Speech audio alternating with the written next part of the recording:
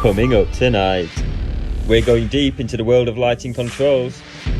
DALI attempts to master a remote control.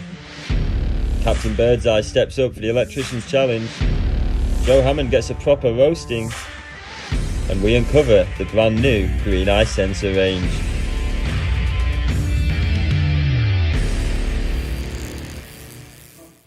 Hello and welcome to eFix TV, your fortnightly live stream here on Facebook and on YouTube. And tonight, it's more your is mine as we go, the truth about lighting controls. Now we're going to start at my level, so this desk and table here is probably an area that I might be mildly familiar with, but no expert on. And we're going to go from PIR sensors from presence to absence. And absence brings me to an incredibly important part of the show, which will be later on, as we launch now our segment that will be Roasted Hammond.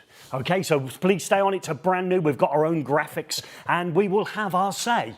Because when you say presence and absence, you look very present to me. I'm in the room, Gareth. I'm in the room as well. Yeah. Where is Hammond? He's not in the room. So absent. He is absent, and we will be delving into why the hamster isn't with us when we carve open that joint of roasted meat. There we go. Yeah, but we do have a spare chair. It is for our guest tonight, who is in the green room. If you have a look there. We've got James there. He's going to wave as well, yes. Wave. Yes. Now, you probably think, I've seen him on television before. I have. I can't place him, though. Familiar, but we're probably in a few places. Right. Just, yeah, we've got a bit of a slide there. There you go. Oh, it's all familiar now, isn't it? So I do like the fact that we've got Yozza Hughes down there in the bottom left-hand corner. I don't think he's with us anymore. Better Looking by Far was one of his favourite sounds. And give us a job. So obviously he's in Titanic there. That was a boat that sunk, along with Uncle Albert. Never kept anything afloat, did he? That's it. So hopefully we'll keep the show afloat tonight. But yes, that is James Wallace, who now obviously has left the big screen and is now selling lighting controls to specifiers. Okay, so now we're on a journey here, folks, and I'm going to be on that journey with you. We obviously know Gordon's background is in lighting, so lighting control isn't a giant leap for him. It probably is a little bit more for me. But if you've got any questions, and again, I can handle all these. I've even got an acetate, and I've got a handout that you can use coloured pens to fill in, little two-way and intermediate. We can build you up from one-way to two-way and then have the classic intermediate switch for my lighting control. But I think we're going somewhere a little bit more complicated. Say lots of people there's already some great questions in the comments I can see already, which we will touch on. But yeah, if people got a question, fire them in. Can be the daftest question in the world or one really difficult. We'll hope for really difficult questions. So let's best bring our guest in. Yeah, let's bring him in. That's the process. Yeah, come on, Jim, in you come, Jim. Here he is. Thank you very much, Jim. Grab a seat. Thank you. You've been great fun today, and we just hope it transitions onto the big screen in people's houses. Obviously, you've had a little bit of a leg pull there, but just give us in 60 seconds a little bit about yourself, whether it be personal, professional, or a combination of both, in order to warm our audience up. Well, I'm James Wallace. I work for CP. I was born when I was very, very young, and I had a bit of a traumatic time, but I decided I was going to go forward in my career. I fell in love with lighting controls because I'm sad that way. But one of my biggest desires has always been to appear on a podcast, so today I'm scratching that off. And you wore your best blazer, okay, which is always nice to see. To be fair, I never really wear a blazer, but I just wanted to do, something different for you guys. So there is a chance, folks, tonight. Obviously, people would like a whiff early on an electrical background. What's your electrical background? Well, probably your audience would know this, but Alan Michael Sugar Trading, Amstrad. I used to work for You're Fired. Okay. All right. So there. Any equity in the business? No. I used to draw a lot of dustbin lids and then put them on the sides of houses. Right, okay, you're part of that problem, were you? I wasn't. Oh, right, okay. But yeah, electronics background, and then through wholesale, and then on to MEM, Eaton, and then CP. Right. Okay. Did you ever meet Alan in person? No. No? Oh, well, you can only call him Alan if you were in the first run, can't you? So at Amstrad, if you were there and you were calling him Alan before he became Sir and Lord, you'd have had a few other ones in between, you'd have been able to call him Alan still. That's true. Very Does true. he call you Jim or James? What would you go with? He addresses me as Sir. OK, fine, that's good. All right. So a little bit of a whiff of electrical backgrounds. Obviously, we're going to save that section to a little bit later on in the show, but start your mind thinking. Now, you asked for people's stories. There can be some bad ones as well in it. The time that the sensors haven't worked or don't work, or you've got it wired in exactly as the manufacturer suggests and it doesn't operate as required. Yeah, everyone's got their war stories on control. Yes, absolutely. Yeah, you don't shake it off easily if you've had a lot lot of time with something not operating as necessary, I would suggest. That's it. A lot of time in the loft. A lot of time in the loft. Well, I'm going to go for the first question. So if you're ready for your questions, so we've wrote some down, so we're going to come firing them at you, and the audience will help us as well. So I'll go with one, hopefully, that we want from our audience is the 3 biggest mistakes that installers make when installing lighting control. 3 of them. Right. Well, obviously, all skill sets are different, and I'm sure most installers do a fantastic job. It's not a party political broadcast. Okay. You can say the truth. I'll say it. So generally, if it's a system, if it's a network system, they'll probably use the incorrect cable. And that might not be down to them. That might be down to the wholesaler and the references and communication breakdown. If you need to keep a screen continuous or keep the cable segregated, that often doesn't happen. And then maybe housing the equipment too close to air conditioning and everything else, which we stipulate has got to be a metre away. And they tend For what reason? So if it's a PIR, one of these here, then obviously it works on heat movement. So you get a series of that nice lens bends and refracts this infrared, and those beams are called vortices. Whenever it sees heat in one and then another, it goes, heat movement, it triggers. So if you have a nice air conditioning system in your office in the morning, it comes on, it puts nice warm air. You see warm air drifting right across, and it'll trigger. Okay, so effectively when we see the drawings that we get with, say, PIR sensors, even if you've only had them bolted on the bottom of a floodlight, okay, if we're at that level, which is probably where I am, okay, so you've got that drawing, effectively that is a grid that is looking for hot spots to walk through or move through, is that the idea? So if you were stayed stationary in one point, you probably wouldn't trigger it until you move across that pattern, but if you're cooling the air in there, it becomes incredibly tricky for it to see the change in heat. Yeah, if it's cooling air, it would work more effective because your body heat stands out a lot more. Right, okay, so why didn't you want it near an air conditioning unit then? Well, because obviously an air conditioning unit is trying to warm the room, so then that kind of masks your body heat because you're getting a higher heat source there, but it's seeing the heat travel across. Air conditioning units warm. Sorry. Yeah. To work in both directions, Gary. Okay, yeah, so it depends which end we are. Okay, that makes more sense. Thank you very much. I'll clarify that one for us all because I've said many a times I'm pretty roasting hot, turn on the air conditioning, yeah, and I felt a little bit cooler. Okay, so a little bit on wiring, a little bit on location. Okay, Yep. so is it a case of often we don't get trained to do this stuff, so it becomes we think it's an easy choice just to grab something and install it, and then we start becoming, a little bit of a knowledge gap there, maybe on the easier stuff. I think to be fair to the people who are installing it, look, what you want is your air conditioning unit to be in the middle of the room, and we're fighting for the same real estate, right? Because we need that PIR to give a nice 14-metre diameter throw to coverage. So I want to be in the middle of the room as well. So you're competing for the same real estate, aren't you? So this is why it kind of happens they're being mounted close together. Okay, first one in it used to be, didn't it? Yeah, first 100%. Yeah. I used to love it when the plumbers would come in, say, drill a load. When the flexi white pipe was in, and they drilled holes similar to us then, didn't they? And I used to love going into an install where they'd blast all their holes in, then got away, and maybe you were doing it on a Saturday, and you used all their holes. That was great fun. It's just the sort of person you are, Gary, isn't it? There you go. That's what you're dealing with here, folks. There you go. All that camaraderie on site. He's the Italian lad, he was. He was the plasterer. Okay. Yeah. So, and obviously there, but you've brought up another topic. So obviously installers make problems, but they would probably say they're just following the drawings, which I would say throws it back at the building services engineer. Yeah. I mean, they're multidisciplined. They've got a lot to do, right? But the reality is, you might see a drawing, it might say PD, presence detection, or AD, absence detection, and you're just going to have one there. But the reality is no one's really describing what they're expecting the room to do. So if you go into that room, does it need a switch? So you might have an open plan office. That open plan office might be littered with PIRs, right? Those PIRs, there's a huge group of them, and you think, well, that's too many, right? We can put a PIR that gives you more coverage, so we'll take less out. Well, they may have designed it that way because they're going for BREEAM excellence. So it's one PIR for every 4 workstations. So that's a BREEAM credit. We're good, right? And then what you might have is then a 20-gang switch over in the corner of this open plan office because human interaction and control of light is good. So that's another credit. Well, if you're working in the office late at night, you're quite sedentary. You might be watching a video or something, right? The reality is the lights might go out. Well, then you're falling over chairs and desks and everything to scramble to find the light because it's under absence, it's looking for a switch. So all of our sensors, including this range here, we have absence recovery. So as the sensor's timed out to go to off, the natural human reaction is the lights are gone off, people go, huh, and the lights will come back on. It's absence recovery built in. Now, I've got the practical one there, so I hear this a few times. I put this out on our community on Facebook and YouTube, and as ever, people like to weigh in with their opinion.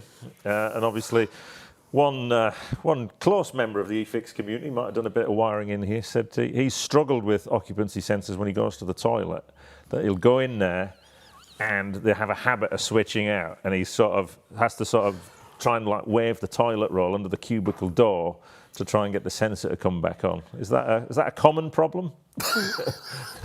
I'd say he should see a doctor. No, so I'm going to say, look, that you can, look, obviously if you close the door, you're masking your heat, so you're not seeing anything. So you could put a microwave in there, because a microwave will see through a single skin door quite happily. So, but I mean, a timeout on an average sensor in a toilet I would recommend would be 20 minutes. So kind of should be okay. It's an event, I would suggest. It's more of an event, 100%. Than a visit. Yes, yeah. How is Eddie, anyhow?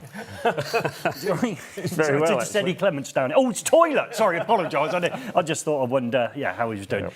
So your friend, Great Ray Maloney, obviously is another man in the lighting world. He had a lovely story about a window. Yes, so a good friend of mine, he put in an extension at home and had a skylight, electrically operated skylight with a rain sensor in it. Ooh, So nice. that's nice, isn't it? You think that's nice, but it didn't work. So it started raining in the middle of the night. It was a hot summer's day in the south of London, and it started raining. And he found out that it hadn't quite been commissioned as well as it could have been. Are we going on to commissioning now? No, we're roasting Ray at the moment. Thank God Which for will be that. a new segment that we start next fortnight. But there's some people over-engineer the lighting controls, would we say? Oh, right, okay, yes. Look, lighting controls, you can do an awful lot with it. You can go as far and crazy as you wish, but I spend most of my life literally trying to describe it to explain like I'm a 5-year-old, right? So the reality is most of the time, if you actually talk to people and go, when I go in this room, what would you like it to do? It's by far the better way of approaching it, because invariably that might be very different to the specification, because when you're talking to the end user, they're like, well, I don't really want that, I just want this. And it's like, fine, we can do that. So it's like everything, isn't it? Open communication is always better, right? Yeah. So on the one side, you've got obviously the electricians just trying to do a job, get paid, install as quickly as possible, get off site with a minimum amount of hassle. Yep. Yeah. The consulting engineers try to tick all sorts of boxes. Yep. So they've put things in place, and then the poor customer comes in and they just want the system to do what they'd expect it to do without the staff complaining. 100%. Poor Eddie stuck in the toilets in the dark. Wafting warm toilet roll under the door. That's the only thing with any heat on it, I would imagine. Yeah. Yeah.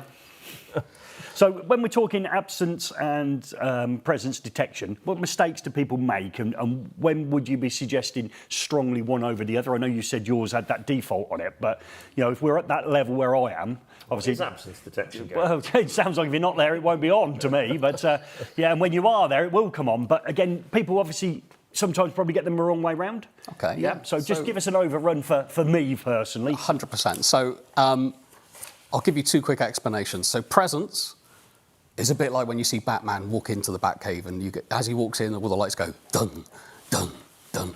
We try to do about that big thud because people get annoyed by that, right? So as he's walking in, the lights come on around you. And if you left the room, then obviously no movement.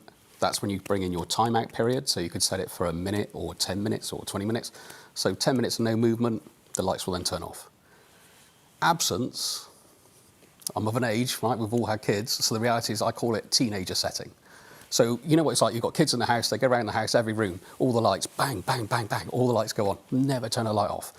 This means if they leave the room and no one's in the room, it will turn the light off for you. Right, okay. Yeah, so you're thinking maybe those offices that we see, you're down, Canary Wharf, and you look out and you see lights on in all the, the Barclays building, all the rest of it, and you think to yourself, they can't all have cleaners in. The likelihood, well, that's it. And you think you try and justify it, yeah. When it's on for 9 hours, I don't know what they're cleaning. Perhaps Eddie's toilet. So so you're in there. So what we're saying there is that they've got either the wrong control or no control, or someone's overridden it. Maybe if we went to building management, which we're not going yet. Them lights shouldn't be on, should they? They're just wasting energy. Absolutely not. That is a typical example of a system that's either there's no control installed in there, where people will take it out, because there's another failing that if you have DALI dimmable lights, so the idea being that they dim when there's enough ambient light, right, from the sun. So they can dim one row in. A lot of people get frustrated by that because they go, why is my lights going dim? They don't understand it's trying to save energy and you're getting the right light level. Yeah, it keeps the same level. You might have some people go, can you take that out, please? Turn that off. Right. Now, you need it to comply, but we still can turn it off. Right, okay. So it will be installed for compliance and removed for convenience. Yeah. That sounds like it wasn't in the first place then, does it? Well, I heard those big city office blocks. Go on then. Yeah, they deliberately leave the lights on. Right. Because you know, if you've got your competitor next door, it would Yep. look like you're busy on international deals overnight and stuff like that, leaving right. the lights on, and theirs lights are off. So it's a marketing thing. That's something you'd pull off as a trick. Yeah, we've heard some of your scams you did in the past in buildings. Yeah, foot surveillance and checking in. Yeah, what was the one you did with your book? So just go. We'll drift a little bit here because this will get behind the facade that you've given. So you say have someone coming in to have some work with you. Their biggest competitors happen to have signed into the visitors book a day or so beforehand. Yeah, but they didn't. You signed them all in for them. No, we have on a reception desk. We are straight off here, but I'll give you this. It's a good tip, actually, if anyone's in a negotiating stance. You have your visitor book. You know, a lot of places you go in, don't you? And obviously the first thing salespeople do, what you do, you'd be in there, wouldn't you? You'd be having a look. Yep. Having a flick back through the pages, who's been in before you. You're bidding on that big project, yeah. So we had that. So we had the real visitor book, but we had the fake visitor book that we'd put out, you see, That's that a would nice slip touch. on the counter. And we also had the camera, so we'd leave you long enough in reception so we could watch you flick back through the visitor book. He's clocked it, right, bring him in now, just to give you that bit of edge on the price, and you see when you come in there. Yeah, So, good trick. Yeah, there you go. Yeah, unveiled you again. Yeah, we'll have another series coming up. Yeah, all the scams that Routledge has done. Yeah. So contractors can have that one for free. They can have that one You're for free. negotiating on your lighting control system. Yeah, get them all in, queue them up. And Yeah, then, keep them keen. yeah. So we choose the right one. What's the most common callback? So we've actually chosen, we listened to the customer, we've got whether it be as simple as what we started off with. What's the biggest thing that's going to get somebody to go back to that installation? What, as in an error? Callback. You can mould it as you like. I take it Okay. the product won't fail, so we're not going. No. We're all So good. what's the big callbacks? So for the callbacks would be, obviously, it depends on the system. So if we're talking about green eye, but everything's about saving energy and optimization, right? So you can then start looking at it from, we've got sensors that cover the whole raft. So what I'm talking about now is more away from that, but I'm going to say that, you know, you've got your light levels, so you don't perceive the difference between 300 lux and 500 lux, so we can then go back and optimize it and start saying we can save energy, we can draw down data from this. If you go to DALI 2 drivers, then we have DALI 2 drivers as a subtable called 252 that gives you active and apparent power usage. That's for building compliance L. So we can go back in and help basically save energy, optimize, give them a resting heartbeat of the building, what's going on, heat maps of rooms and stuff. We can go that far forward with it. You had a really good graphics, didn't you, that showed me the energy that we could save at different levels, didn't you? But you know how to get Jim back in? Go on in. They say it's like Jim, but not as we know it. You've been working on that one, haven't you? Oh, he's been working. Give him, come on, folks, we've got to give him. He's trying there. He's trying. Oh, look at you after all these years. Oh, dear. Oh, I got so excited for you. We'll try and cut that out. We'll try and have that as a little snippet for you. Well done. Yeah, there is a graph, yeah, that's the circles. So this is that's how it stacks up, isn't it? So you start with no dimming, and obviously you don't save anything. Manual dimming, does anyone do that still? No, they're still there. Yeah. Okay, then so we're looking at PIRs, manual dimming combined. So we've got a potential 50% energy reduction at that stage. Yep. That's worth having. Sure thing. Yeah, And then absolutely. obviously daylight dimming coming forward that brings it along. And then obviously, you know, daylight linked with the PIR for the control system. So this is all based on the energy performance for buildings. So this is the outline document for BREEAM. So it's just telling you that the reason we see lighting control in so many commercial premises is because, well, the evidence has been documented. This is why we save energy. They set a bar. So where would the bar be? So we've got a commercial property. We're looking to make sure we hit that. Where have we got to be on that spectrum? So you've got, for example, if you're doing open plan offices, then there's lighting guide at LG7. So it will give you a guideline for that. If you were doing hospitals, it's HTM06. So that gives you guidance on the controls for there.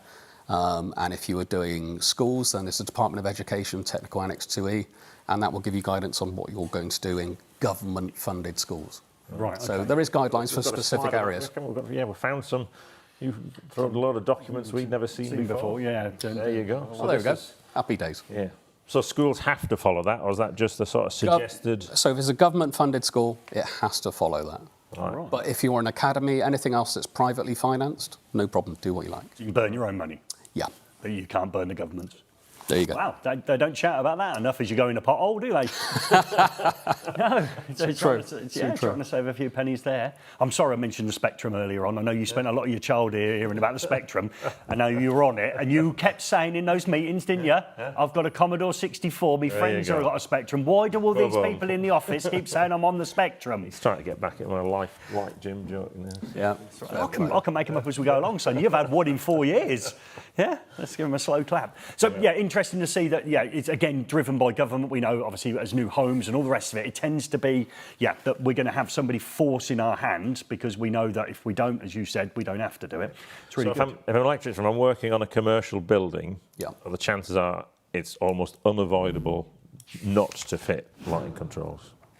Yeah, absolutely. Yeah. It has to go in one shape or form. Yeah, certainly. Yeah. So if you're new into that industry, you haven't done that before, that's probably when you're going to do your learning, when you do that first install and find out you've put the wrong cable in the wrong place. Well, okay, so let me give you an example. So with this sensor, it's a nice sensor, isn't it? Let's have a look at that, because that's you suggested something earlier on about that one, Gordon. We're going to turn it sideways. Sideways. We'll come back and have a look at these in a bit, but you sort of, if anyone remembers, there was a Bond film where the device swallowed up to take a satellite in there. It's going to whiff of that. In the comments, folks, tell us which Bond film and who played. You need James it that Bond. way. You've got to go that way. You've got to be, Sorry, which way? Side on. There we go. Look at that. There we go. All right, okay. Okay, all right. Swiftly on. Carry satellite. Okay. So that one there. So, for example, if this is their first time, and again, everything's new, right, to anyone who's using it. So inside here, you've got your actual terminals, and then they are actual push-fit terminals. Give them to G-Dog while you do the commentary. That might be easier. Go on, so, for example, if somebody's made this, now, the usual thing on site is they've wired it, they've gone there, and, of course, the lights haven't turned on, right? So the frustration is immediately, this is wrong. So if you phone our technical, you can dial our technical line number 2s for technical. What we have is everyone has, obviously, smartphones in this day and age, so instead of us trying to describe the fault and what you've done with the wiring, we'll send you a text. They open up the text, we get access to your camera. So then we are seeing real time what they're doing. So if there's a wiring problem, we'll actually draw like a little square and go zoom in on that area. They can zoom in, we can go, you got those 2 wires, do that, you're good. All right, okay. So it keeps the downtime. So if people are nervous or they haven't come across this before, we're there on the journey with you. During the working day, we can literally, almost like having some stood behind your shoulder. And technically then, so if I want a new website, is there any sort of training modules that I can go through to upskill or anything like that? We're going to launch a series of training videos, right, okay. Specifically for this range. And some of your other ranges, is there any stuff that we were a little bit more advanced? So we run training sessions on different products and different ranges. We've got product selectors. We can visit people and talk through what the pros and cons are for what they need to do. Any CPDs that you can throw at them? CPDs are one of my favourite topics. So CPDs, we do CPDs for lighting controls for schools, offices and hospitals. That's a CIBSE approved one. We do a CPD on building regulation L2. And how much do they cost? Absolutely free. And where can I find them? On Legrand's website, or reach out to myself or anyone else in Legrand. But it is on Legrand's website under Training Centre. Go there, you can book it online there. We can come out and take care of you from there. You can either come to the factory and come and visit us there, or we can come to you. And is that LinkedIn the best place to find you? Absolutely, yes. Yeah. Okay, that's all right. Okay, yeah. And it was Moonraker. Was it Moonraker? Roger Muir. Yeah. Roger Muir. I like it, Roger Muir. There you go. He's no longer with us, is he? He can't play you in the film, can he? No. There you go. No. Harrison Ford. He's in his 80s. He's going to have to, We had that last time, didn't we? Yeah. John Sim's going to play me in a film. Is he? He's 55, good method actor. Right. Yeah, brilliant. Yeah. And you're getting 82-year-old Harrison Ford to play you. Go. And he's going to have to put on some cosmetic makeup to get to the age, isn't he? Yeah, I can do it. Yeah, it's all good. Where do you want to go next, G-Dog? I was waiting for a Richard Dreyfuss joke then. Yeah. We're going to need a bigger boat. Yeah. I like that one. Yeah, that is good. We didn't have Dreyfuss up, did we? Should have done this earlier on. Yeah. It's all ship related, right? Yeah, absolutely. And their boat sank as well. Yeah, let's have a look there. We might as well use it. Yeah. So we can put Richard Dreyfuss, another boat sinker. Yes. Very good. I didn't realise the captain was Yosser Hughes.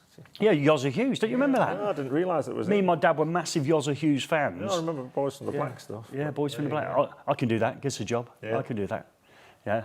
Do you remember the episode where he met Kenny Dalglish and Keegan and all that, and they all had the same hair, didn't they? Sat on the same table. They often say I look like you. To one of them. We slip away. Part L of the building regs then. So we've all heard of Part L, so how are we helping compliance with that in the relationship to the products and the stuff we're going to talk about this evening? So Part L can be achieved, so there's a sub-regulation called 6.61. That's the one I was thinking of. I'm a felt bingo caller, really, Yeah, right? absolutely. So it just says lighting control should be, your lighting circuit should be measured by one of the following methods. So we go A, B, and C. So A is a kilowatt-hour meter per individual lighting circuit. So you think, oh, good, I need to know granular detail of each individual lighting circuit. So if I was working for a nice switchgear company, then I'd be going, this is the one for you, right? This is the compliance. Yeah, you need that meter in the board. For every lighting circuit. And you know, it's like you walk into an LV switch room and you go in there, look at that abundance of space. I've got 250 more cableways either side here. Yeah, I've got loads of it. Yeah. So that's one way you can get there, and that's perfectly fine. B is more ambiguous. It's like a lighting control management system that can kind of give you the power but give you the measurement. So it's almost like a pluggable LCM with a CT that may be Bluetooth. So an end user has to walk around and understand how many they've got to collect and collate the information. It's a bit nebulous, so people tend to steer clear of that. I'm hoping the third one's easy. Well, so am I. I'm just trying to remember. So C, and this is the annoying thing. So if you imagine you've got A telling you individual circuits and individual granular measurement, and then you go to C, it says a lighting management system that can both calculate the consumed energy and make this information available to a BMS. So that's where, for example, not this system, but other systems we do, for example, a lot of those systems then would be DALI 2. Now, it would either be wireless or wired, makes no odds. We can have a hybrid, a mix. And that's where the DALI 2, we all kind of go to that because the DALI 2 driver gives you those values. Right. So we can get individual fittings or groups, we can zone it in rooms or whatever else. So we can go into individual running costs. Right, okay. It's inevitable that you can't get round it, can you? At the end of the day, you're not going to do number one. It would just be horrifically expensive. But imagine you had a single radial circuit for that plant room on its own with one, say, batten lamp fitting in there. Yeah, it's got to have its own meter. Beautiful, right? Yeah, yeah. As if you're selling the kit. Yeah. Sure is, yeah. So it's a little bit expensive. Because I think when that first came out, people got confused that was the only way to do it. So I sat in on their CPD where they were talking about that. You were with me. It was at 30 under 30. Do you not remember? Yes. And I was the one that had been drinking heavily the night before and landed in the wrong airport and drove across to Birmingham. Yeah, you remember that? Yeah, it was good. So they did bring it up. Yeah, so they left people believing that because they used that as an example, and it was like, wow, okay, this is rubbish. Yep. So, that's You good. don't actually do anything with that data. You collect all that data. I'm sure they do. Right. Yeah. I'm sure it's checked regularly. Yeah. You've mentioned DALI 2. Okay, Yep. I'd be like a film buff if you having mastered DALI 1. Okay, they bring out DALI 2. So what's the difference between the two? So DALI's been around a long time. So DALI, the original DALI, by the way, so it works very well. It dims. So DALI won the dimming war because basically the DALI driver, when you put power to it, it uses between 3 and 4% to listen for a DALI signal, like your TV on standby with a little LED, right? So then if it was 20% output, then I'm going to say 24%, right? If it's 50%, I'm going to say 54. It's really efficient for what you need to do, which is why it won. So that was a great thing about DALI. Then DALI 2 came along. DALI 2 gave more intelligence to the driver. So you could have switch inputs, everything talking to each other in a nice open system. Yeah. So it means that you can put anything that's DALI 2. We do a DALI 2 system. You can put other things that are so long as they're DALI 2, they can come onto our EcoStructure. We can help talk and make it control. So DALI 2 is more open. It's more flexible, it's more where the industry is, and it provides a lot more detail. So certainly, for example, in the event of, emergency monitoring's become more legislative lately. Everything has in it for fire escape and everything else. So DALI does a great system on that. DALI 2 gives you an equally great system. The great thing is, if you have a DALI 2 a DALI sensor, that's fine. All DALI 2 sensors are backward compatible with DALI. All right. Oh. I'll never catch on, will it, being backward? You got your hand cam? Yeah, I've got my hand cam. Are you ready with your lighting control desk, Rick? Are you listening? Hold on, let's have a look. Well, am I going up or down? This week we did a bit of DALI commission, and watch this. There we Well, go. we're not on my camera yet, so that's the only drawback. There you go, look what we can great. do now. Yeah, look at that. There you go. And that is not just DALI, is it? You filled with something else, didn't That's DMX you? Yeah. to DALI. So Rick built a little interface. I'm going to module. just show Put it. So just point over there your to Rick. homework, Rick. Yeah, look, yeah. It looks like you won WrestleMania there. You're pointing to the sign. I'm going to WrestleMania. Yeah, it's at the very top there. Okay. Yeah. Well done. Well done. Give the crowd a wave. Come on. Yeah, here he is. There he is. Look at him. Down with the kids. Down with the kids. So yeah, I was glad I weren't in for that one. That had a bit of nothing about me on it. Rick loved it, didn't he? Absolutely loved it. So we took one output and changed it to another one, didn't we? To effectively dim those lights. Yeah, well, we've got a tester that can read what's on the DALI bus, reports back exactly what the drivers in the fitting are, which is great, without having to actually get the ladders up, and then we address them and put them on our DMX control system, which is what we use for the. Did you make a video at the same time? There is a video coming on that. What are the chances? Yeah, really good. But it was actually quite smooth, and it was But it's good to be able to interrogate and see what's in the fitting. Sure thing. So we've got a system similar. So for us, for DMX, we use Pharos as an integrator between the two. They're pretty much an industry standard. And we can then just control, send the fittings through the DALI line, then talks to DMX, and away we go. And people get, if you say to an electrician DALI, you probably don't speak anymore. They're gone. They're out the room. You're either in or you're not. But with the way we've described, obviously, Part L and buildings and the ones that have to be energy conscious, if effectively the government put money in that, it's another field you're narrowing yourself out of. So if we go through a list of things that electricians were shying away from in 2019, it was things like, solar and EV. I can get away with fitting dado trunking and ceiling lights for the rest of my career. I've got 15 years to go. Yeah. Well, we're only 6 or 7 years in. The whole world is completely different now. We've had a few disasters on the way that have changed things for us, but you can't avoid this. Electrician isn't what we thought electrician was, maybe. Not when you started, because electricity was pretty new then. But, when I started, it was completely different. It was those three sectors, wasn't it? If you were bending conduit and tray, that was a different type of work, big work. Yeah. Then you're in offices, it was nice and warm. And then you're bashing houses, you're not very good. But it ain't that anymore, is it? That is just seriously not what we're doing. We're way more sophisticated now as an industry than we've ever been. And that's a good thing. Would you agree with that, Gordon? It is, yeah. But obviously, it's just technology changes. When you start, you were taking out gas lights, putting in electric lights. Yeah, I was. Those heavy pipes out. Yeah, absolutely.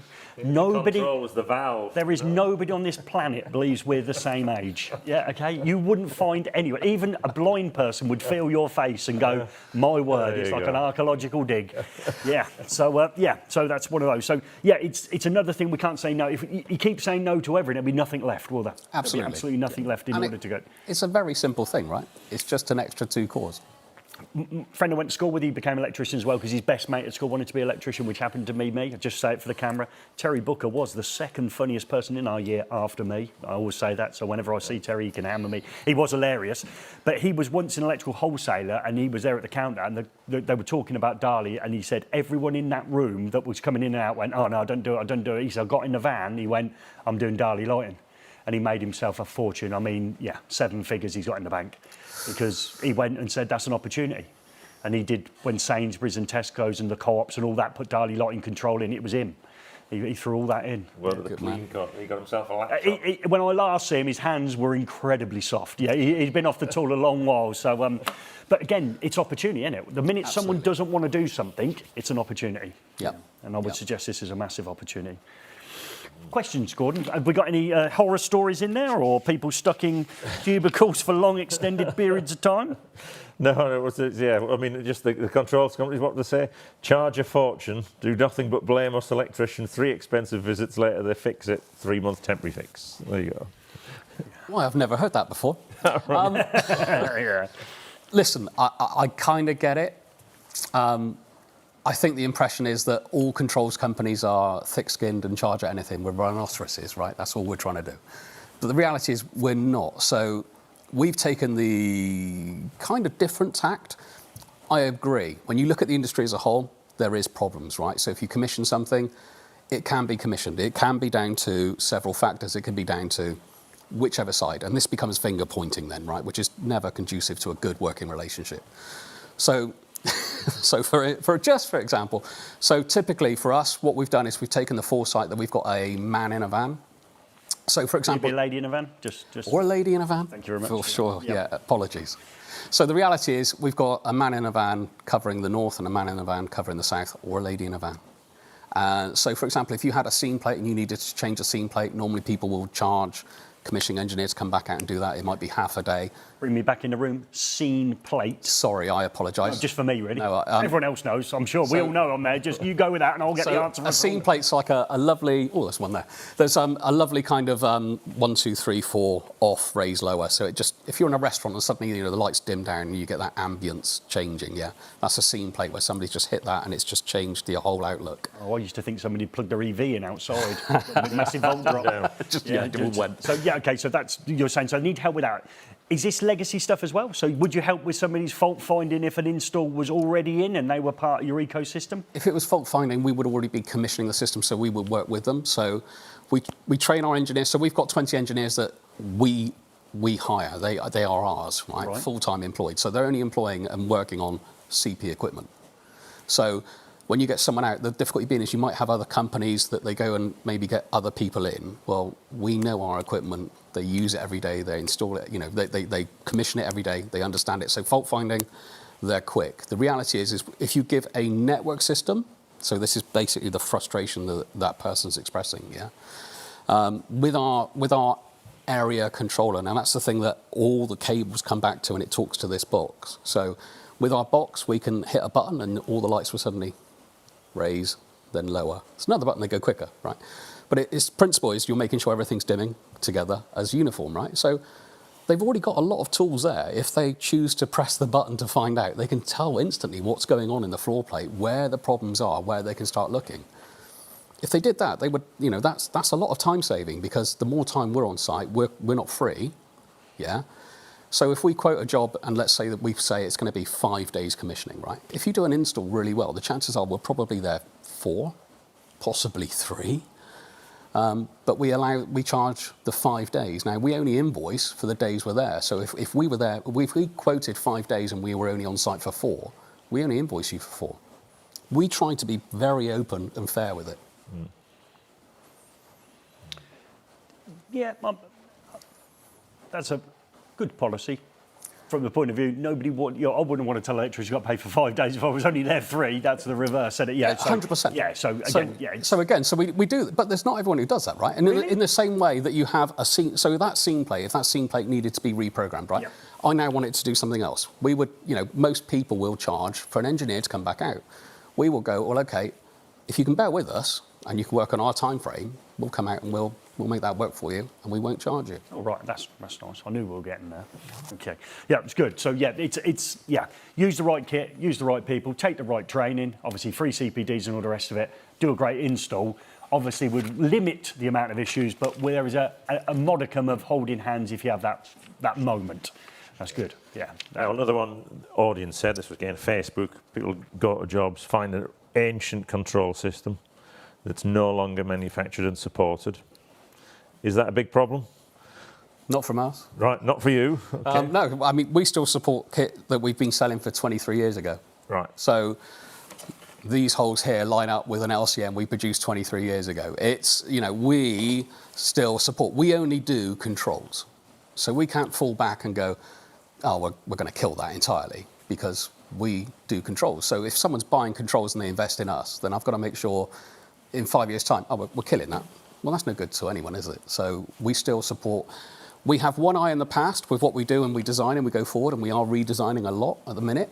But one eye in the past of the actual form as fixture and form, but one eye to the future of what we can do. So we can use that same footprint and change it dramatically, which we will do next year. Mm. That's got a whiff of the circular economy about that. Just a tad. Well, it has. Lighting's all about the circular economy. Yeah. So you've obviously, it sounds like you're in there anyhow. 23 years reverse compatibility, and the fact you're thinking of those things. That's good.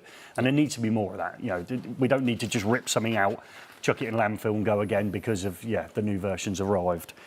That's good. Well, I think it is time to see if James can commission a system here. Oh, right. Yes. I wonder. Oh, so before anyone gets any, we'll go for decline or decline. Just we've had a whiff that you got electronics background. There's no soldering iron involved in this, and no heat shunts. So we'll have that before obviously you get a chance to pitch in with your time. So let's have decline or decline.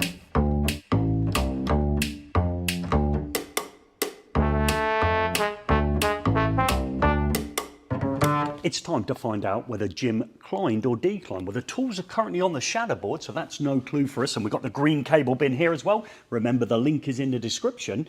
Okay, first question for you. You asked to not have something in particular in your sandwiches today. What was it? Fish. Fish. And as we look at this gentleman here, we would suggest there's been a very famous advert over the years that you may resemble. And now you're telling me, after all these years, that you're not actually a fan of fish fingers, no?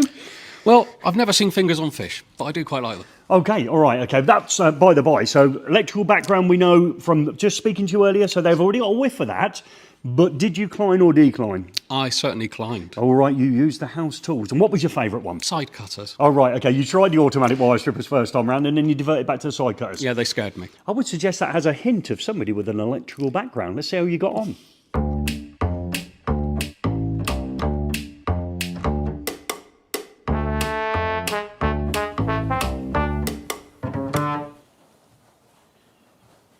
So we know you had the tools from here, okay? You took on advice really well, so I'll give you a little sneaky thing there.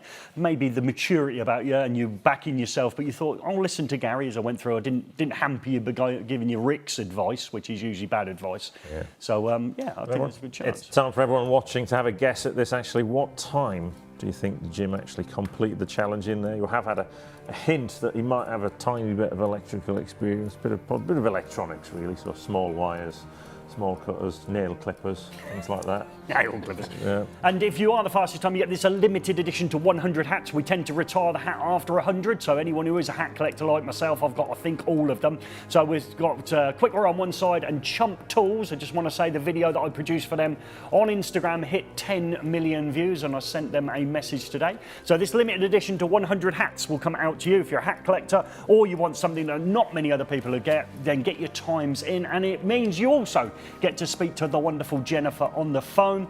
She still is single and she's looking to move out of her current property. If you've got one that she can slip into, taking 100% equity out of a house, she's yours. Okay, folks. And she will come equipped with a free hat, so that'll be good. And a selection of furniture. Yeah, she seems to be waving vigorously with one hand at the minute. I think it's a wave. I can't quite make it out. Maybe we'll have a segment for her. So hopefully, times in all on, people got you solid in the 5 minutes. Yet again with hoodwink people, so we love it. Yeah, so give yourself a chance to get those times in. You can do it for the first 30 seconds of the race wall as well, because obviously it's edited. It will be about 3.5 minutes, however slow, however slow we are. How many times you went up and down, up and down. It's time for some lower ones than that, but okay. There we go. I'm hinting, but 6 minutes 23. What? Right, so let's have a look. I haven't seen this yet. I heard the rumblings. See if it's the fastest man ever to take on the Electrician Challenge, wearing a blazer, having just left. I don't know, some sort of. Here we go. Here we go. Don't know. It was a new intro. I got to do the edit this time, so it's all good. Now you listen to the advice. The first bit of advice was to take the socket front cover off first, but you were so transfixed on getting your end sorted out, we had to go back to it, didn't we? So yes, thinning of the old carpet there on top. So you took the advice, undo the screws and pop them on the top. That blazer, I've not seen it off today. I'd imagine there might be a couple of rings underneath those arms that are obviously where you were sweating furiously away. Right. So now this is his first attempt, folks. So hold your breath. Thank you very much. What a great demonstration. Edit that out? No, it's a first attempt. That wasn't edit. This was about the 7th attempt to get it in this hole, but I managed it. Now we go down. Yeah, and that's a different footage. Yeah, it's some time later that was. Wire strippers. Now these can drop a bit of claret. How did you find them first time round? Down again and well, they were hang on. Well, went to put the screwdriver in the top of the breaker there. Top. Oh no. Oh, you might need to remove my picture. There he is! Hey. Nicholas Ramo is a full Ramo. So yes, you knew that as well. You'd watched an episode and you even said before, obviously accelerating your height. Shoes, though. Yeah, nice shoes. We got blazer. We got blazer. Shoes. Yeah. Got a little bit of, it looks like that's probably a shooting shirt, isn't it? A bit of check. Go out, those sort of people that they rear some animal in a cage, maybe it's a pheasant, and they call it a fair sport. Then they let it out into the wild, don't they? This thing's never lived anywhere other than half Ramo. We've got a half Ramo as well. I see those Pilates lessons are really paying off. Look at that. Yeah. More limber than I realised, you know. Yeah, 7 seasons and all that. Yeah, so it's all good now. Right, back on the cutters now. Back on the cutters. Yeah, you swapped. Yeah. Why was that? Because you looked like you were using the other ones all right. Well, they seemed okay, but then it's just old habits, isn't it? Oh, a bit of Old habits now, folks. We didn't know that earlier on. as in- Soldering iron. Yeah, but you know, for smaller wires, right? Yeah, that's it. That's what you want. Get the nail clippers out. You were decent, and apart from the up and down on this run, and we got a little bit shaky. At this stage, you got a bit nervous, didn't you? Yeah. Either that or Parkinson's. So you're in on doing this, and there we go. Edited well again. I was, you You took a while to get the front on, didn't you? There was some mistakes in this run, I would suggest. Yeah. So to be fair, and Why also did you the stand socket, up? the Why socket Why disappeared did you stand up? There was a reason. because I left the socket up. No. No, You I left the tools up top. You said Rick was casting a giant shadow over you. You couldn't see the terminals. That's true. I it's took it true, out of the way in the sunlight. Yeah. To get the fattest shame out of the actual edit. So it was like, here we go. So we're trying to connect this all. Yes. Oh, no, don't go there. So it's good. Yep. So we've got a couple of conductors away. You found it really tricky to get it on, didn't you, the front when we get to it? So, that cost you tons of time. Are you a blazer man normally, or is it a special occasion? I thought, well, I'm here. Down at the Masonic Lodge, is it blazers? It's boating, is it? Must be boating, Boating, right? Sailing or boating? Cows Week, right? Is it a dinghy, or are we up from a dinghy? We've got I can't afford it. It will be a dinghy. Dinghy, right, okay. They're more expensive than you think as well, aren't they? Yeah. When people say dinghy, I think it's one of them ones you get in the shop for like £5 and spend half the day trying to pump it up with your foot. Apparently you can get a lot of people on the dinghy these days. Can you? See, tuck that neutral away safely. Once, didn't you, Gordon? In Costco. In Costco, you bought a kayak, yeah. You go in for toilet roll and come out with a kayak. Right, good. Well done, Jim. That was a good. Yeah, it was good. So, in your defence, Jim, if you're not that electrically biased, your first run was pretty slick. So, it was good. I think I didn't have to take much out on the edit, about 6 minutes, but to get it down to 3.5. Right, here we go then. So, there's 2 walls. Be honest with us. So, what wall would you like to get on, Jim? Oh, I'd certainly like to get on this wall. Yeah, lots of people would. Let's see what the slowest time down here is. It's a 5:03. Oh, that was me. That was there. me. And obviously you've got James Finney at the top, and he is safe. So Regardless Did he pay you of what money? happens here. no, he takes money off people. He's electrician, doesn't pay any. What are you doing on there? He's, regardless of what happens, he's the fastest person from the Isle of Wight in a blazer. Yeah, Beautiful. okay, absolutely, with a grey beard. I've achieved everything. I've achieved everything. Are we on this side, G-Dog? I mean, we are close. We are close, but sadly we're not. Oh, okay. Very close. I mean, last year, a couple of years ago, you would have been up here. Right. You would have been up there. What, but when you just sadly- started? Yeah, when we're 3. You'd have been 3rd, but week 4 you'd have been 4th. You actually just Oh no! sneaked on What? here Oh no! at 5 minutes and 6. I mean, it was so close. Oh. That's like a hollow victory, isn't it? It is. Just like, You're almost bottom, which is the best place to be, of the slow board. yeah. Yeah. If you can take anything out of that, that's brilliant. Look at I'll all those people that, Dr. Robert Weller, VC. Yeah, that's good. I'll take that. What was that? Yeah, you take that, will you? Yeah, I'm happy with that. I would be happy with that. It was a cracking. You got faster every time. Yeah, you really If I'd did. taken my blazer off, I'd have been shaved off those 6 could have seconds, done. right? Yeah, It's the blazer that did it. Yeah, we'd have seen the ringed patches then, wouldn't we? So we didn't Foiled want by any my of own those here. sartorial elegance. So, look, well, there's Telly. Where's Jenny? Oh. Where are you, Jen? Oh, there she is. Look, Jen, give us a wave. Has anyone won the time? Jason Freeman. We're waiting for a call from... Oh, is it not the one we sent something out to today, is it? You're having a giraffe. Is it really? I haven't sent anything yet. No, we've got Jason. So is it the one? Yeah. So Jason, if you ring up, yes, you've got a limited edition different hat, which if you're an Oasis fan, you'll love. So he's getting one of those. So yeah, so you've got that coming out anyhow for you. I'd like you to think that that's enough to have out because there is only 100 of those in existence, and it took me about 6 months to convince someone to sponsor a bucket hat. So yeah, which is brilliant. So well done to the people at Nipex for that because it is a fantastic gift. Phil from Test Rigs UK. Has he done no challenge one? No, I think he was here. Yeah. No, You he didn't hasn't. let him, did you not? I think we had a lot of people on that day. He's more than welcome. You can come back whenever you want. I spoke to Crompton Controls today, Phil. They're very much looking forward to an update on their rig. So if you are listening in, just give them an update on the rig, and then we can start that competition up, really. So, yeah, so some lucky college getting that. And we're trying to get David from Crompton Controls on. He's very nervous about it. He doesn't want to come on, does he? He could have took the spare seat today and he'd come up with some excuse that he didn't want to be on. Yeah. It's a bit like Hammond, but we'll get back to that later. Waiting for the roast Hammond. That'll be later on, folks. He doesn't know what's coming either. Yeah. Right, we've done lighting controls. Bit of intro, all the problems that people have on site, but we've got some interesting ones here. The new range, isn't it? The new range. Yep. Yes, the green eye. We've got a logo. So if you don't know what a green eye looks like, we've got a bit of a. So let's have a look. Yeah, so Yeah, they're all different. Yeah, they're all different. There we go. Yes. That's There the you go. one. That's There the you green go. eye. Yep. Yeah. So black and white, 2 colours? We also do graphite. Oh, we didn't know that. Have to change your notes. Gordon's wrote a script Only today, certain sensors, but we do graphite as well, yeah. And obviously you've got flush and surface mounted ones there. Yep. Everything in front of me on the desk is different. And so when you brought the box in, I thought, well, I'll get a couple out. You must have replicated some. There's a lot within the range, isn't there? Different but the same, Gary. Yes, okay, I like that one. You like that? Yeah, I like that. I like that. And again, we've obviously got a piece of content coming out, and you say to people, you said to Rick, said to me, and said to Chris Horn, what do you know about PIRs? Well, one of us just repeated the abbreviation, what it stands for, and the other 2 of us admitted not a lot. And in strictly speaking, but you do, don't you? You know, Yes. yeah. And you presume, like lots of people, and you did probably before you come here, people, and again, I'm in your boat, not sinking against you, is that we only know what we know.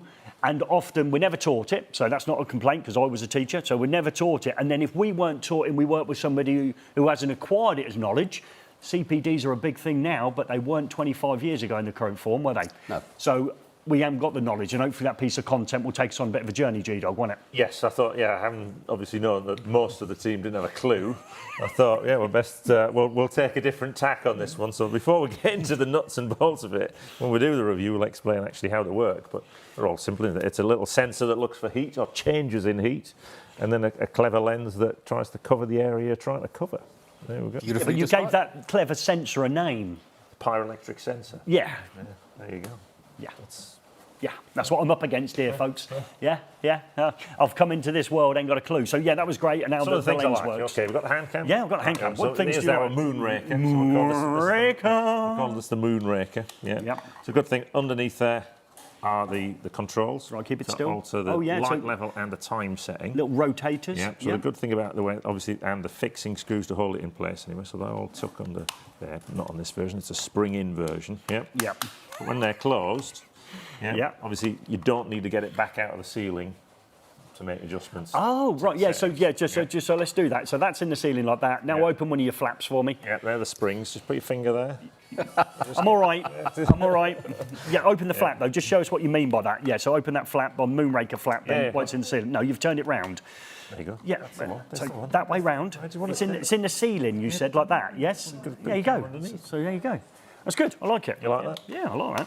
Yeah, some other good features. Obviously, plug and socket terminal block so you can wire it. Can you pull one out for me? I can't that one because the cover's screwed on. Oh, right, I've got a screwdriver for you. I did get you 3 screwdrivers. You've got them out. You've got me working here. Oh, God, he's given us the wrong screwdriver. Hold on, we've got a flat edge. No. There we go. No, I think you should be able to. It's all right. I'm on it there. There we go. Let's have a... I like this. Apart from the one he's opened early, now I've just put the screws on. Sorry. This never worked with children or Gordons. Look, he's waving it around like it's in shot. Come on, Harrison. There we go.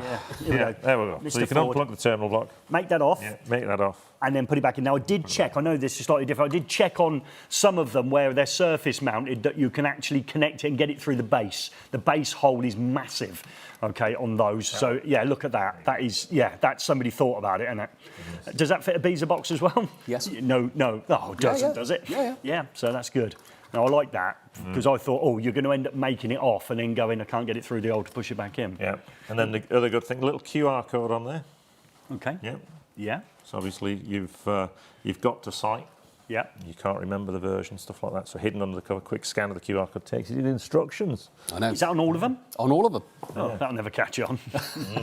And again, show me how you cover the controls up on that one. Is that a rotate? Yeah, that's a rotate as well. Yeah. And then, It's the fixing screws blocking it there. oh, But right. Again, so once it's mounted, you can get back to those controls. But you might not need to. You might have another way of getting to them. there is, but before we get there, Got excited. different versions, so obviously different lenses. Corridor version, so I think that lens is designed to flush So along the corridor. long, not wide. Yeah, Yeah. that's one there. That's general purpose. High base sensors for 10-metre mounting. Oh, right. So we're talking, right up there. Yeah. Now, obviously, when it's 10 metres up, Let's have a look at that. Yeah. You've got to get your scissor lifter back out, to get up there, yeah, that wasn't the best idea in the world, was No, it? it wasn't. So, but there is No. a remote control. So you can change the settings by remote control instead of using the potentiometers on the front there. So regardless what the presets are, regardless what the presets are in there, that will automatically override them and therefore set the new settings. Is that, so you could, in that situation then, you could come back, if you went up there and looked at it, you could think the two are different because obviously they would have been changed down here. So if you've got a certain setting up there. Yeah, so if you alter that one, but then what you can do to confirm the settings, you can read it back. So on the instructions, however many times it flashes is telling you what it's actually set to now. Okay, that's good. So you can confirm it as well. Yeah, I can't think of anything worse than spending a few £100 moving a few machines out of the way to get up there to change it. 100%, yeah. Yeah, okay. And I suppose that helps if they change what the space under it's being used for as well, doesn't it? If, they have a quick move around or whatever. Something like that, like you say, it might be in a walkway, in which case you want a shorter time, but then it might be in a heavy loading area where you want more time, right? So if the floor plate changes... Eddie in the toilet. Already in the toilet. I'm starting to worry about his colon. He's a very regular man, apparently. He goes for the same amount of time every day, so you probably want that time interval going up from 30 minutes to 45. Yep, well. So, there you go. Nice to have some alone time. Everyone's got to have a hobby. Yeah. We'll see tomorrow what our hobbies are after our Indian cuisine today. So, that's good. Yeah. And again, I suppose...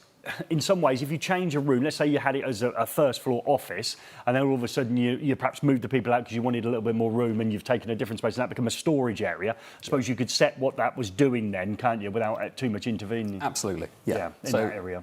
It's incredibly flexible for what you need out of it, yeah. So you can alter those parameters. To be blunt, most of the time with lighting, it's going to be how long you want those lights on or off. Yeah, and that's basically the key one you're going to really change. So, yeah. Well, the most efficient lights off, isn't it? Yeah. Oh, okay, that's good. Yeah. So that's this range here, green eye, yeah. There's some ones for battens. We've got a sort of one for the car parks. A bit of higher IP rating. So let's have a look at that one. So that's IP rated, yeah. Yeah, nice feel of them though. That's not bad, right? Not like the ones you get down in a well-known. They sell cable as well. Yeah. I went in there, yeah. I can't say where I was, but I was in Costco doing a bit of shopping, and they got Twin and Earth on that. Well, I got Twin and Earth in there, 50-odd quid a drum or whatever it was. Yeah, wow. Absolutely, yeah. And there are other retailers where you can buy cable from. We're not sponsored by Costco. Okay, yeah, just amazing. Yeah. But the good thing is the remote works across the whole range. 100, yeah. So same one. Same remote for everything. So if I walk from the offices to the warehouse, same thing. Well, that's good. Yeah. Keep it simple. So you've lost the remote for all of them. Yes, that's right. Yeah. Spin it works for them all, but you lose it all. Yeah.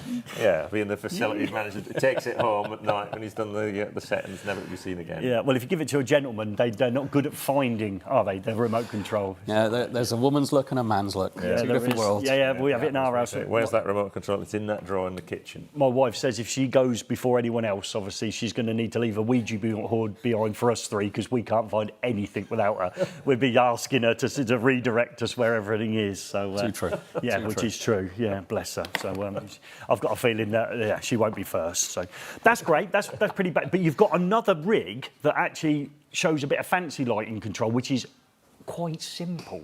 Yeah. And it's got a remote control from when Gordon remembered them removing the wire and actually having a battery. Do you remember that, didn't you? When you levelled up your black and white telly. Couldn't afford one of them. No, I bet you couldn't. No. But that's it. Most people's view of lighting controls, if you work in commercial, will be used to this sort of look. One of these. Let's have a look. Is it the LCM, isn't it? Yep, LCM. So. Gary, what does LCM stand for? I'll let you do that one.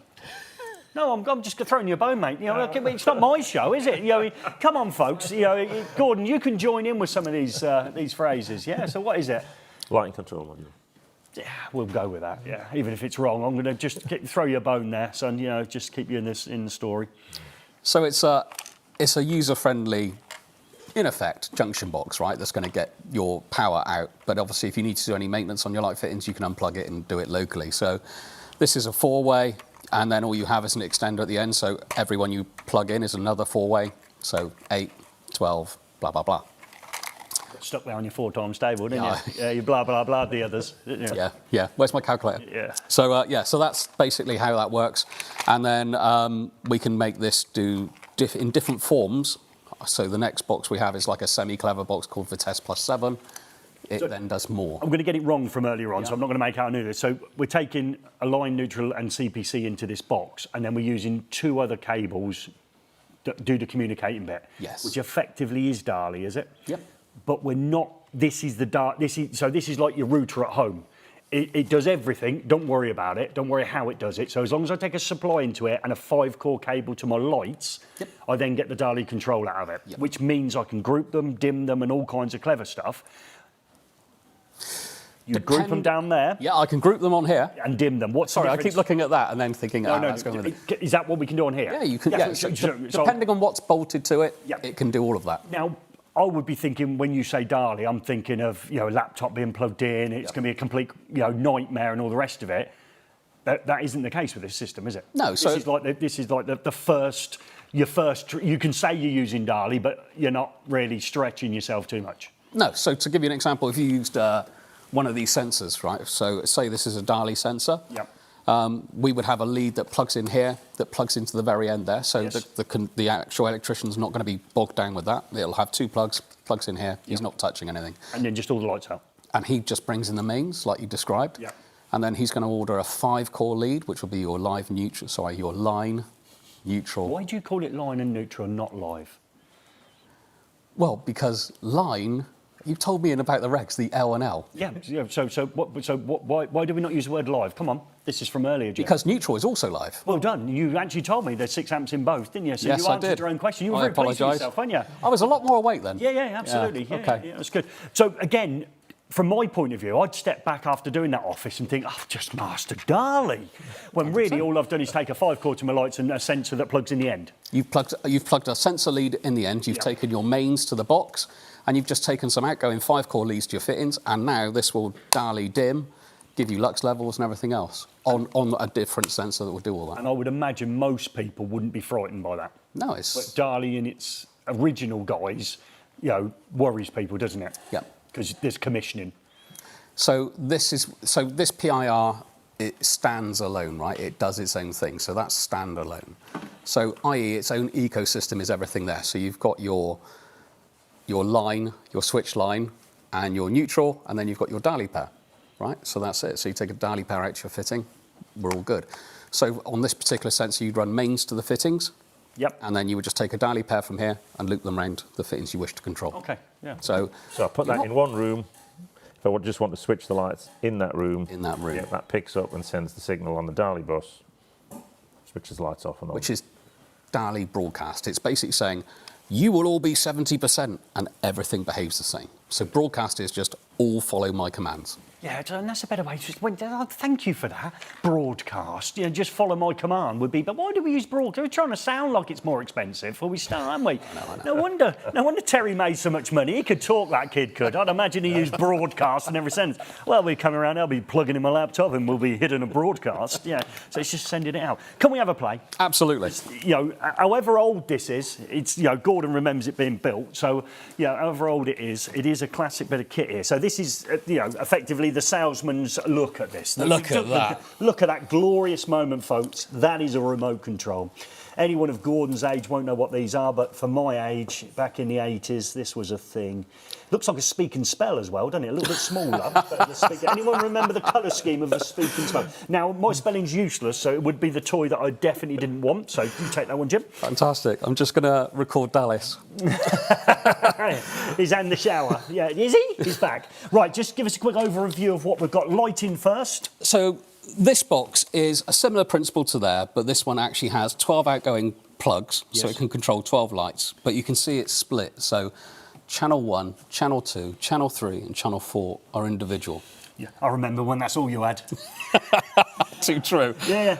Channel 5. Well, that was a bit... we thought 4 was leery. Absolutely. When that came. 5 had sent it to a new level, didn't it? So there's 2 channel 5s, there's 3 channel 6s. We don't actually complete that band there. Whoa. What's going on here? Why not? So why we made that a double one and that one? Well, it's actually 3, but we don't join that up because we don't want to invoke the number of the beast. Okay, so we don't want a 6 followed by another number followed by another number. Yeah. Okay, and then there's 3 channel 7s. Is that genuine? Oh, yeah, absolutely. Let's go with that. Yeah. Well, let's not get the truth getting away with a good story. No. Okay. So with this box can do an awful lot of things. So you have this fantastic state-of-the-art controller. I like it. So the box is called Vitesse Plus 7, and it has an arrow to the right. So you press right, I want to program the LCM. You press right again, and it says program. Okay. I want to program that. So then you go down to preset. Now, we have a booklet with presets, but you can come and talk to us for what you expect the box to do. Okay. So if I give you an idea, I'm going to choose preset 10, I point at the LCM, and now you're going to get a series of flashing lights. Oh, right, it did work. Yeah. And if you find it not working, do you think pressing the button a lot harder will help? Because Gordon always says that on the remote control. He says the harder his wife presses it, the more chance it's got of working. Oh, you went to the Fonzie School of Electrics, right? Only when the battery's gone flat. Fair play. So what it's going to do now, basically there's an EEPROM in there. So this is like a network box where you pay commissioning and everyone's happy to pay for that. So what it's going to do...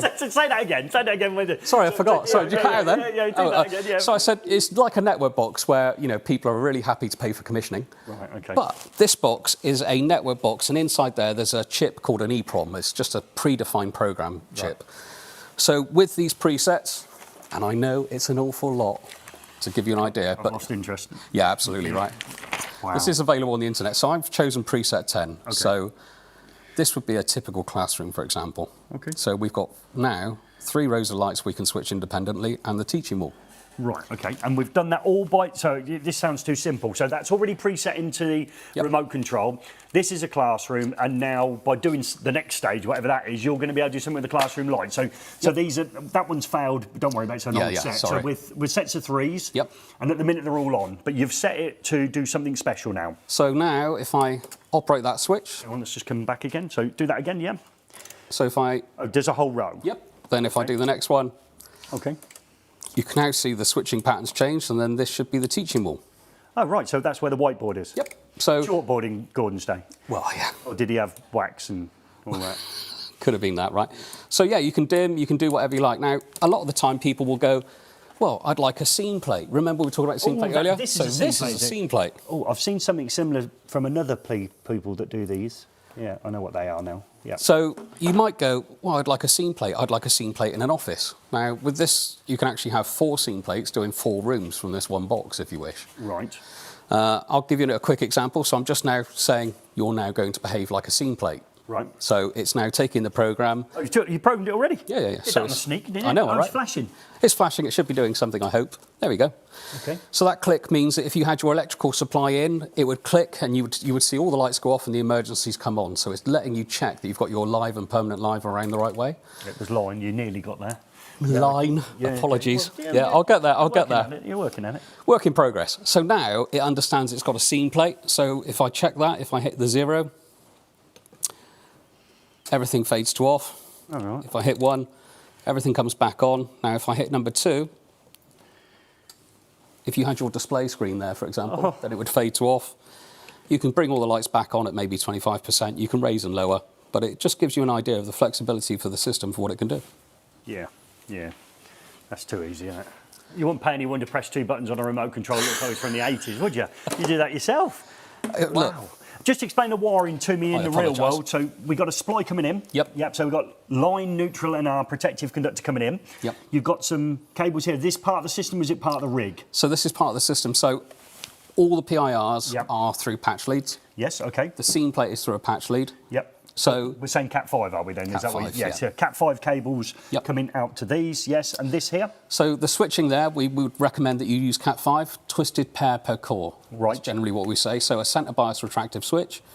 And therefore, on the wiring diagram there, it would give you an idea for what the electrician's expecting to do. So to be blunt, common is common, but we show separate common terminals because people follow that easier when they wire a switch. Okay, and in the real world, we'd actually be connected to here, would we? Yeah. Yeah. So that clicking we saw was effectively not having the leads to these Absolutely, lights and your internal rig working. Yeah. I don't want to say it doesn't sound very complicated because I'm not the greatest at these things, but it doesn't sound that complicated. Well, I've just programmed it, so I think we're okay, right? I think, yeah. G-Dog, I'm in. Well, you're an expert now. You've Well, just not an expert. Whoa. Let's not get Yeah. carried away. Now you've had one good moment in the live stream. We're not going to start calling me an expert, are we? Yeah. Really good. Schools then? I know you said schools there. Is my wife's school's now got an intelligent lighting system in and the rest of it. It's really clever. Exactly all the stuff that you described in there. But is this its go-to place? Is it schools or is it elsewhere as well? So schools, a bit like the absence recovery we were talking about earlier. So this one here has actually got something different. So it's got 2 different things. So if you take a school like a caretaker, maybe he's left something in a room, right? So a lot of the time they'll go in, especially if it's dark outside, they'll go in, flick the lights on, did I leave my keys here? Because you lost your keys, didn't you? I did lose my keys. Let's have your key story. Yeah. Oh, yeah. So, okay, your keys are really intelligent. You can tell on your phone where they are, yeah? I've got an air tag on them. Yeah. So when you get near it, it's like finding gold, isn't it? It is. Yeah. It is. Yeah. And Rick was encouraging you to check your anatomy, wasn't he? Yeah. Rick offered to check your anatomy for you, but you said those latex gloves are going nowhere near me. Exactly. And where did he suggest you thought he'd left It was it? thought it was in the pocket. And you were adamant Yeah, it wasn't. It wasn't where? It wasn't in the pocket. It wasn't in your pocket. Yeah. Would you like to stick with that story? No, it was in the pocket. It was in your pocket. So who was right, Rick? Rick was right. Yeah. Because when he got close to you, Well, it beeped, and when he walked away from it, it didn't. But it wasn't. Been fault finding this Yeah, controls. just unbelievable. The people I work with, unreal. It was phenomenal. It was a I wish moment. we Of, could- it was a moment of pure joy, really. Yeah, we could only have cameras around here all the time. We could see the really fix them. Yeah, that would. that'd be- Yeah. We'd have to have a separate channel for that. I get demonetised. That would. Yeah. Yeah, absolutely. Oh, we're getting to him. Well, if we did, we might catch him working. Well, imagine that, eh? It'd be a rare moment, wouldn't it? Yeah, bless him. You're taking a hammer in tonight, son. I hope you're sitting at home screwing over this. Yes. It's all good. So, yeah. So if you forgot your keys, like somebody, right? You may have left them in the room because if you lose your keys, you normally leave them elsewhere. So you might have a caretaker go in, flick the lights on, oh, they're not in this room, and walk off. Well, if you set your lighting control to maybe 10 minutes, you don't want the lights blaring for 10 minutes. So that system there, for the first 10 seconds, it needs 3 confirmation on movements to stay on. So if it comes in and you've put your hand around the door, done that, and you're quickly out the door, you're not really doing anything. So for 10 seconds, it doesn't get 3 confirmation movements. So after 10 seconds, the lights go off. Alarm systems work on that as well, don't they? Ours does, we're on triple lock, triple knock, or whatever they call it. That's So good. we have to. But I didn't know that. You told me that's something new again. That's brilliant. Then you haven't got that. Yeah, like you said, you lost your keys. Gordon would have gone through every single room in the building looking for them in his pocket, and his sensor would have said they're in every room because he'd be going, they're in here as well. They're in here. They're in here. And next room, they're in here. It was unreal. To be fair, he must live in a manor, right? Because he's got so many keys in every room. It was phenomenal. You couldn't make it up. You just couldn't. It's like, I'm meant to be the stupid one in this team. Leave that alone. It's like, that's my one. But again, it's good. And I don't want to use intelligent, don't use smart. It's just a clever way of saving energy. And you think about those schools where every ounce counts. My wife's school, believe it or not, been pulled into, what would it be? Special measures? No. By government, not government, by county. County have pulled them in and said, for the first time ever, you're running actually a little bit more money out the bank than you've got. So they've taken away the hot water dispenser for the staff room, so to earn. They've taken it away, so you've got to use a kettle, so you can only boil it on demand. Right. And they've also taken away from the children the fresh water dispenser to save money. Well, we used to call that a tap up in Newcastle, so... Yeah, but we've come on a long way from that. Is there something wrong with the water where you live or something? Let's put it this way. There are people out there that have a set of keys that you have to find, OK? So the bloke who wants to drink tap water has got a badge on it, so he tells him where it is. So, do you want to pick and choose which things in the world are worth having? Fresh, cold water or a key that finds itself in your pocket? Yeah. Fresh, it's a tap. Yeah. Yeah, but that just shows you, if they're that way inclined, you can see why so many lighting changes and upgrades have happened in schools, because they can see the feedback and the return on investment quite quickly, because all the schools in Bedfordshire have had an intelligent lighting system put in. Right, so with that system again, you've got to think that all pupils are at different levels, right? So some people are maybe more nervous than others. So when these lights go to time out, so if they've maybe in the sedentary and they're not seeing movement, that system there will dim all lights to 20% output for 5 minutes before it goes to turn off. Right. It will have absence recovery as well, but it gives you a warning. Gives you the arm flat moment, does it? Yeah, it gives you 5 minutes of, why is it all dim? Yeah. And then you start a rave. Yeah. Toilet roll underneath with a bit of warmness on it. Yeah, absolutely. Right, OK, let's leap forward, DALI 2 then. So we've got this system in place. Let's take us... Thank you very much for watching. Everyone just left. I've mentioned DALI 2, we're out of here. So stay on, roast Hammond. I don't know what I'm going to say yet. It's off the cuff. I've got no script. So, so we leap forward from this system, which looks great. Even I'm thinking, Yeah, with a lot of help, I probably could get it in and working. You're fine with that, Yeah, right? It's got to be good. I'm not backing myself. If we can play Snap, we're good, right? That's all you need for that. We're going to leap up to... So then we do full network systems. So we do systems that are, they can give you a lot of extra features. So emergency monitoring, for example, time scheduling, remote scene recall, dim lights from anywhere. So all of those systems, and again, it depends. We got that system, we then got the system above, which then starts giving you heat maps for what's going on in your rooms, which rooms are occupied, which ones aren't. Again, it's just about delivering more information, built-in optimization. So that's sorry, you said commissioning, right? No one's happier pay for commissioning. So let me talk you through a system. Our latest system, I'm going to use this PIR as an example, right? Imagine that PIR is in the ceiling, and it's in the ceiling on a 40-row open plan office floor plate. Yeah. Our industry's lacking, right?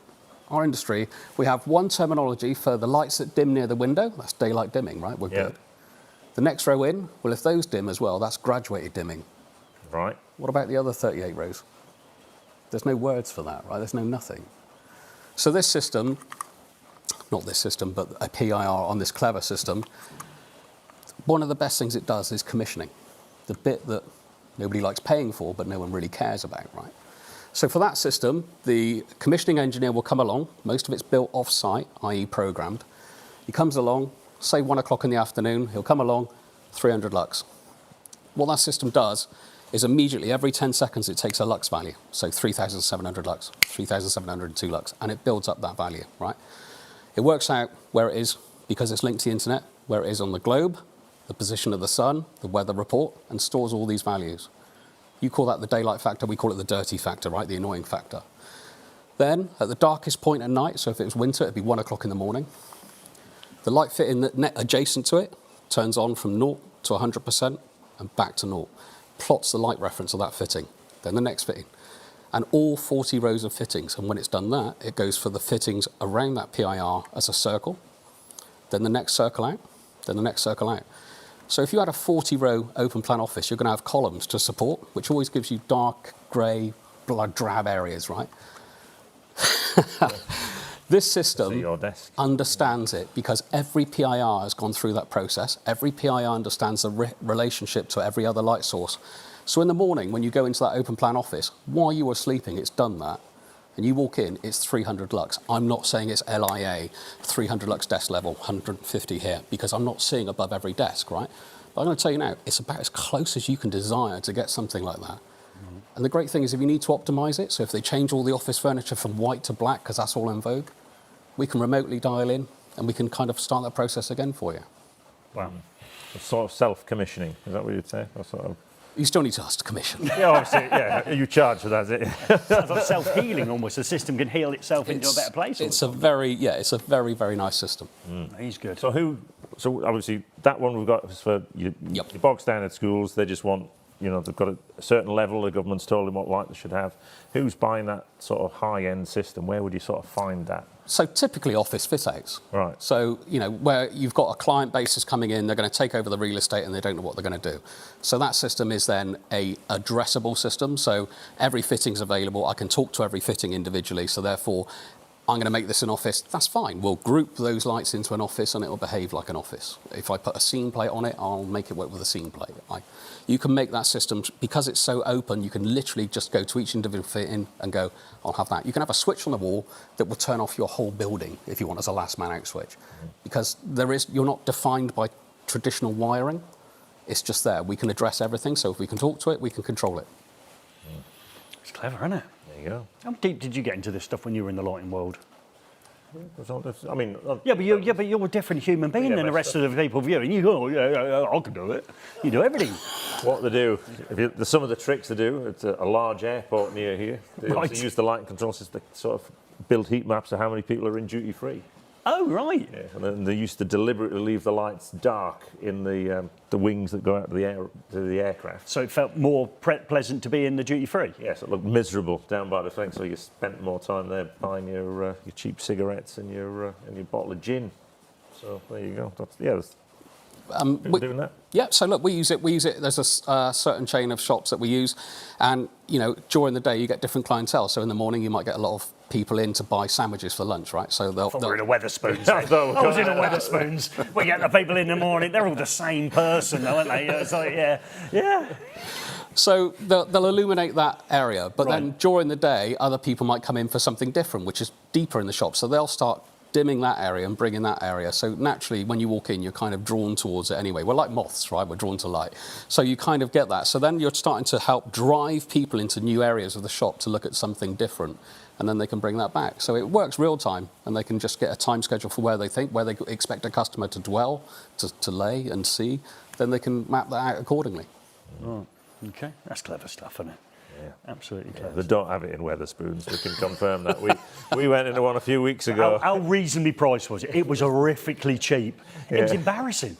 I was like, how much? It's like Gordon went, I've got you a full English. You had pancakes or something. Beans on toast. Beans on toast, 2 coffees, £9. Something ridiculous, wasn't it? Yeah. £8.40 or something, wasn't it? It was unlimited coffee. Unlimited coffee? Yeah, unlimited coffee. Fantastic. Yeah. I'd have had beans on toast as well, because it was like, they gave you that, didn't they? It's like, it was free. Yeah, it was good. Yeah. Obviously, the rest of the clientele, they were already into the 3rd or 4th Guinness of the day. Yeah, it was. By the time we got in at 9 o'clock, Yeah, so it was a bit grim, wasn't it? Yeah. But, Well, that's why you got to wave the toilet paper under the door, right? yeah, that was it. Eddie's seen 1 or 2 establishments that sell alcoholic beverages in the past, I must admit. Is it nearly time to stretch up and get up and try and do Hammond? I'm going. Oh, right, yes. Yeah. So I'm going to give it a go, folks. So don't please. I'm going to get the graphic in while I move around here, folks. So I'm coming into play. So just give me a second. You have to talk. Remember, Gordon. People are still in the audience. Hold on, we're waiting for the graphic. Yeah. Where's the graphic? The roast. Yeah, the video one. Yeah. Here we go. Okay, just tell me when I'm in. You're in. Okay then, folks. We don't know exactly how this is going to work out, and I've got a really squeaky chair, and I move around a lot, so I'll try and keep it unsqueaked. So obviously, we've got some issues in the team, okay, and we're going to highlight them probably every fortnight. If, for some reason, there needs to be an emergency one, we may have to put it into the news if we can't wait for a fortnight to do it. So we're going to roast Hammond, okay? So this roasting of the ham, okay, is taking place. Now, he is not with us today. He's absent, and it really, really annoys me when people say they're going to do something and then don't. Now, we've had some intel on actually what happened. It was allegedly a vehicle breakdown, and he was dead right, because he was on the A1. And you know, when you go down the A1 and you look at different locations, you think, I know what that building was before its current guise. Most of them were little thieves. Little chefs, sorry, I knew it was one or the other. You used to go in there and part with your life savings. Well, he's turned up at one of these, and okay, he's got an EV car, and he's seen the word on the side of it, Pulse, so he's thinking there's an EV charger there. So he's pulled in, and then he's looked up, and he thought, oh, I've seen cocktails as well. No windows on the building, unsure whether it is actually open. So he's pulled up and thought, I'll get myself a beverage, okay? There was very close to it a Starbucks, but he didn't see an EV charger or the word Pulse and cocktail on the building.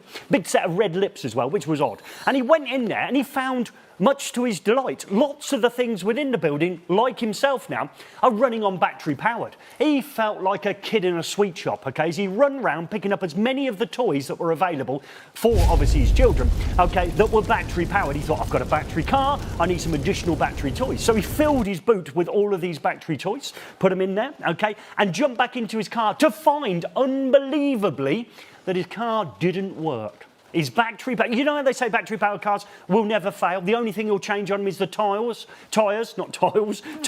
and you'll plug it into a laptop, and somebody, well, we can think of the type of things in the electrical industry where they plug in a laptop and take a lot of money off you.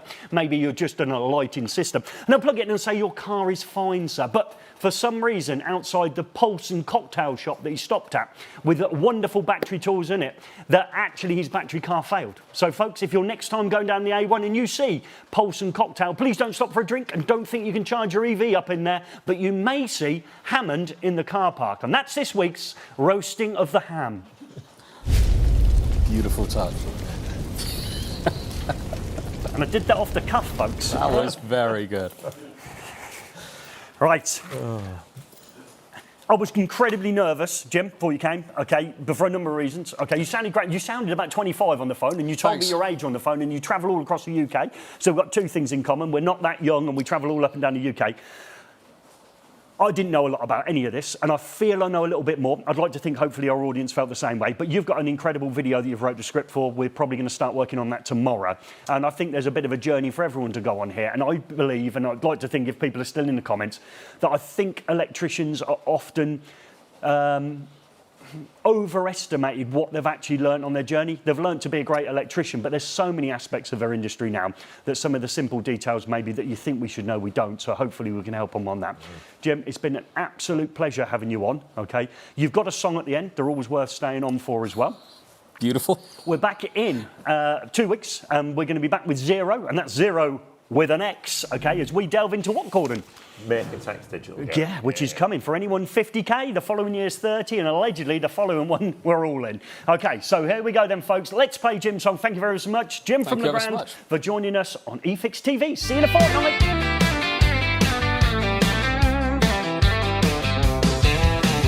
Lighting controls were meant to be clean, save a few watts, keep buildings green. But lift that tile and what do you see? A tangled mess of spaghetti. PR's flicking when no one's there. We're staying on just to be unfair. Presence, absence, set it right, or you'll be back there late at night. Green eyes here to ease the pain. Smarter setup, less refrain. Because good control should feel like this. Fit, set, test, and no hit list. Lighting control shouldn't be a headache. It should save energy, save time, and save your reputation. Big thanks to CPL.